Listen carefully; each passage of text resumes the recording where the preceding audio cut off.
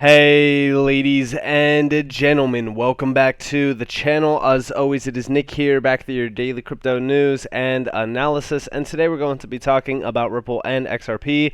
So let's just dive in and let's start off with this article here. So back in April of this year, we did see the UK government post this breakdown over on their website. We do see government sets out plan to make the UK a global crypto asset technology hub. The government has today announced moves that will see stablecoins recognized as a valid form of payment as part of wider plans to make Britain a global hub for crypto asset technology and also investment.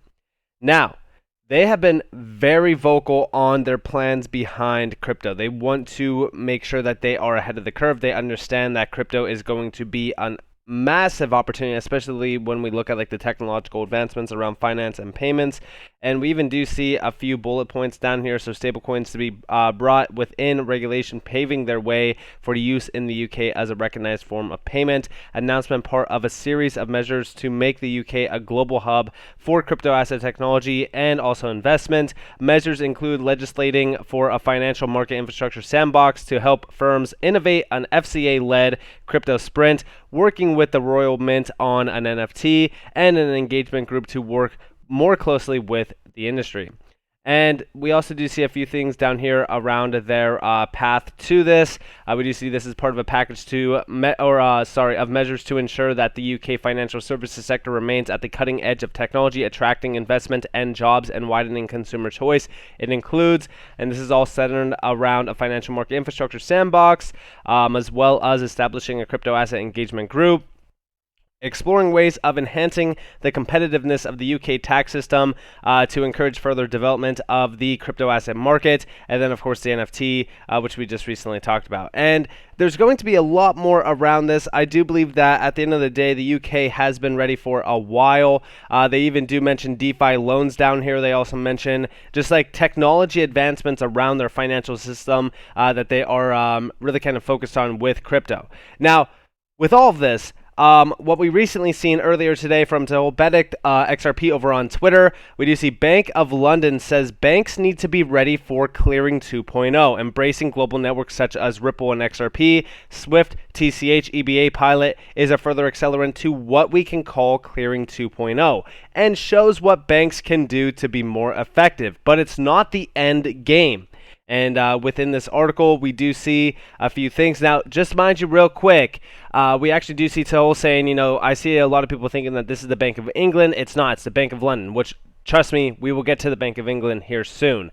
But we do see as real-time payments, networks operate across the globe, FedNow in the US and Faster Payments in the UK. To name just two examples, those systems still need to communicate with one another as payments cross borders. Data needs to flow in real time across currencies and time zones. Talking more so about interoperability, which we will get to here in a second. Now we do see down here that the Bank of London, that the recently announced RTP initiative being piloted by the clearinghouse TCH, EBA Clearing, and Swift would help further shape how clearing banks operate as real-time payment systems change money movement itself. And as we do see over here, we could see the Clearing 2.0 bank also must be flexible enough to embrace the emergence of new point-to-point global networks such as Ripple and XRP and to settle in whatever currency stakeholders demand. Do you hear what that actually means? Settle in whatever currency stakeholders demand. That means that they will utilize on-demand liquidity. Why? Because the only mechanism that allows for settlement in any currency is on-demand liquidity. By having that conversion of, we'll say in a CBDC system. I'm just going to utilize a CBDC system for an example. So a digital dollar and a digital yen.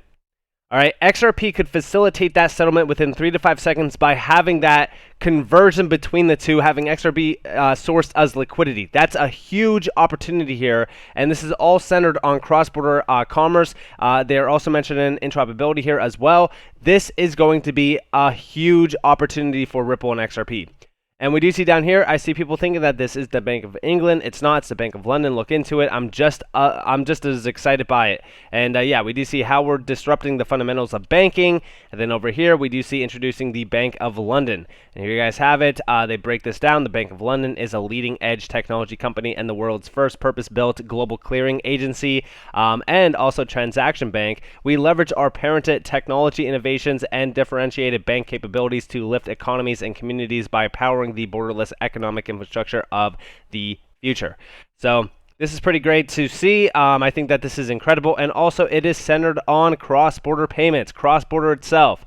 Now, why am I so excited about this? Why was I talking about the Bank of England as well? Well, let's go over to, first off, this video here. This is about a 2-minute long video because this is, of course, Brad Garlinghouse talking about the UK and how they are actually leading in crypto regulation and why the United Kingdom is ready. And then we will address the Bank of England itself. You had a private company based in the Bahamas, and purportedly what the former CEO of FTX has represented is that FTX US is solvent. I don't know. I think there's a lot of information out there. I don't know what the truth is right now. But I think the idea that it's not regulated is overstated. The UK actually has really been a leader in crypto regulation. Countries like Singapore, Japan, the UK have led much of that. And as CZ described, what happened here, I don't think it was about crypto regulation. It was maybe fraud. Maybe, that's true in many, many industries, not specific to crypto. But I mean, like, I was talking to my colleagues here, and I said, I was going to ask you the first question is, are you a crook, Brad? Because I don't think you are for 1 minute. No, I genuinely, we've spoken on many occasions.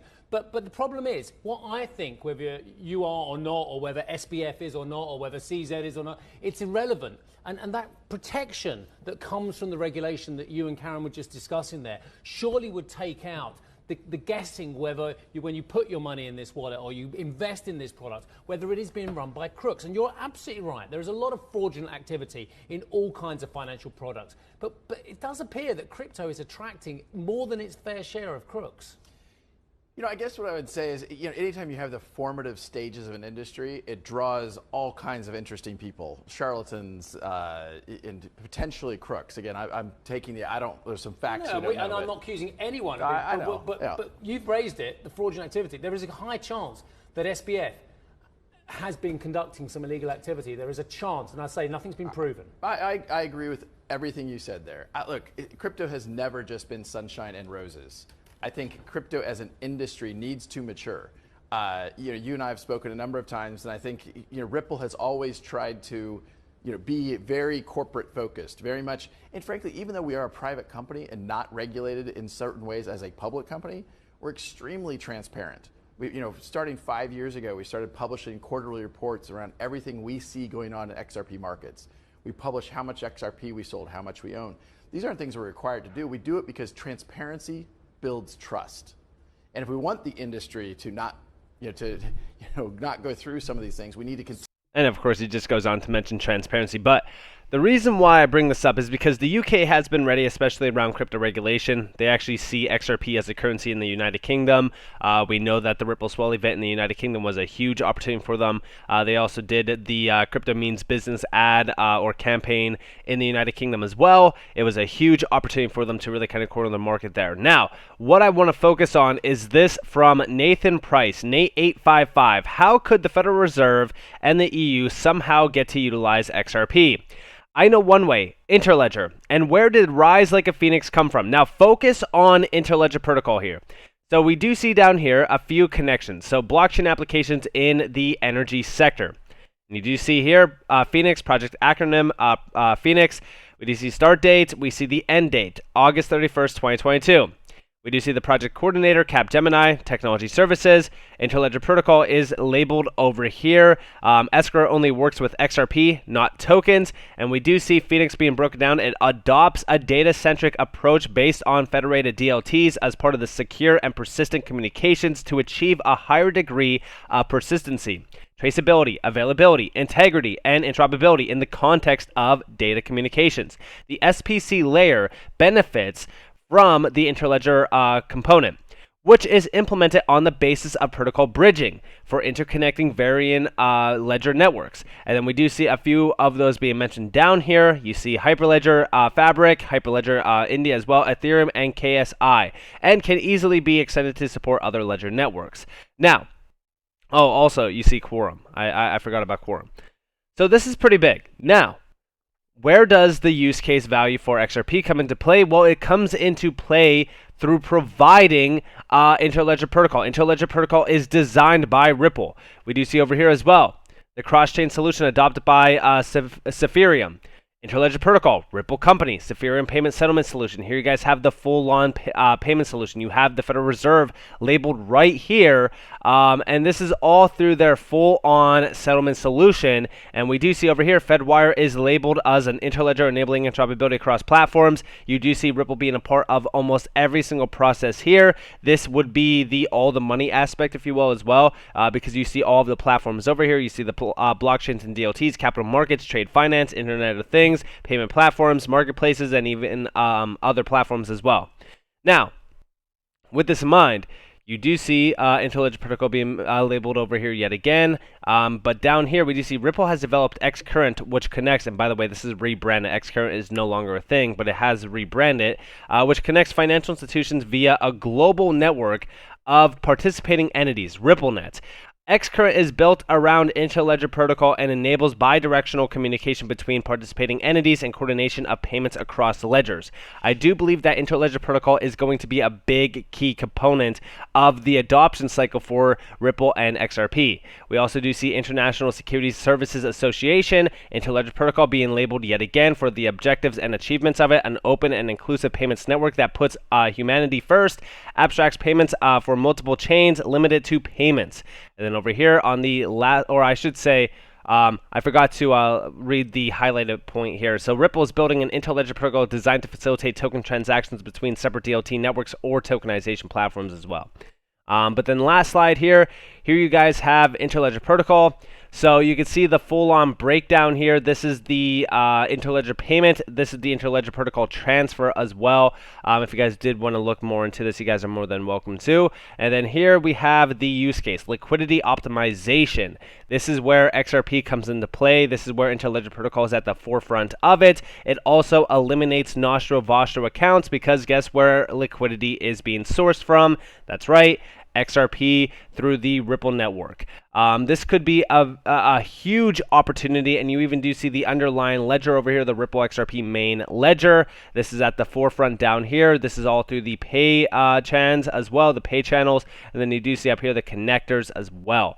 So this could be huge, massive opportunity, and this could be one way that we do see the Federal Reserve and even the EU utilize XRP. Now, with this, why is this very interesting right now when we are talking about the United Kingdom? Well, back in, I believe this was 2000, and I think that they actually have the date on here. I might be wrong. I believe that this was like 2020. It might be 2021, but we do see a full-on breakdown of Bank of England, FinTech Accelerated Proof of Concept. Yes, this is just a proof of concept, but I think that this is very, very interesting. So Ripple exploring the synchronized settlement of payments utilizing, guess what? The interledger protocol. And here we have the background. So the Bank of England's FinTech Accelerator works with innovative firms and new technologies. In this proof of concept, we wanted to explore the synchronized movement of two different currencies in two different simulated real-time gross settlement systems using the interledger protocol. Now, this was a program, well, the bank already started a program to work to replace the UK's real-time gross settlement service. The RTGS is where financial institutions hold their sterling bank accounts. Like any account holder, these institutions can store balances, reserves in these accounts. Very similar to like Nostro Vostro accounts, if you will, as well. Now, they want to have this full-on vision of a renewed service that is set to roll out in the RTGS blueprint document published in May of 2017. In that vision, the bank explained that it planned to introduce new functionality to support the synchronization of cash movements made in RTGS with the movement of cash and assets held in other systems in the next generation of RTGS. More detailed analysis of the benefits and cost of the different technical options was, however, required. The POC formed part of that analytical process. It should be noted that the bank's POC process is completely segregated from core systems, does not use any core system code, and uses a simulated RTGS system to explore the features we are interested in. Now, the proof of concept down here was centered on high-value cross-border payments. This is a high-value cross-border payment scenario in which transactions in two different currencies are executed simultaneously in two different simulated RTGS systems that could represent two different currencies. Their key objectives were determining whether the interledger protocol could provide a suitable technical solution to the scenario, exploring situations in which the synchronized settlement process should not complete. For example, where there is a lack of available liquidity, that's where XRP plays a vital role, liquidity sourcing to make a payment and to understand potential ways of responding and building understanding of the technical challenges associated with both synchronization and the interledger protocol. Now, here's where we do see the breakdown of the solution. So it was utilized by the bank. The Ripple solution utilized by the bank was built around the open source interledger protocol that enables payments to be made across different ledgers and networks across the world. And it's essentially a file used to record transactions measured in terms of monetary unit of account. The solution used by Ripple Connect, which acted as the interface that enables an institution's internal systems to integrate with the Ripple network. This means that payment instructions can be sent and received, and the state of payments can be queried. The solution also utilizes the interledger protocol validator network, which coordinates the settlement of payments between the transacting ledgers and is the source of truth regarding the success or failure of such payments.